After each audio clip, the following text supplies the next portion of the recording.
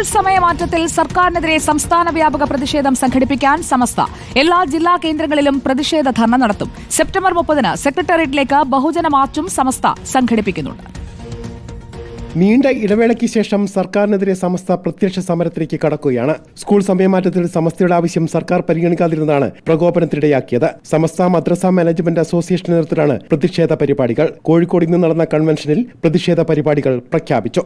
2025 August 5-ാം തീയതി collectorate ധർണ, 2025 September 30-ാം തീയതി secretariat March, 2025 July 20-ന് മുമ്പ് ജില്ലാ കൺവെൻഷൻ ചേരും, 2025 ജൂലൈ 25-ന് മുമ്പ് റേഞ്ച് തലങ്ങളിൽ കൺവെൻഷൻ ചേരും. മദ്രസകൾ കേന്ദ്രീകരിച്ച് പ്രാദേശിക തലത്തിലും പ്രതിഷേധ പരിപാടികൾ ആസൂത്രണം ചെയ്തിട്ടുണ്ട്. ചർച്ചയ്ക്ക് സർക്കാർ തയ്യാറാകണമെന്നും മദ്രസ പഠനത്തെ ബാധിക്കാതെ പഠന സമയം കൂട്ടാമെന്നും വിദ്യാഭ്യാസ board general secretary MT Abdulla Musliyar പറഞ്ഞു. സംസ്ഥാന സർക്കാർ ഏകപക്ഷീയമായി പ്രഖ്യാപിച്ച സമയമാറ്റം പിൻവലിക്കണമെന്നാണ് ആവശ്യം.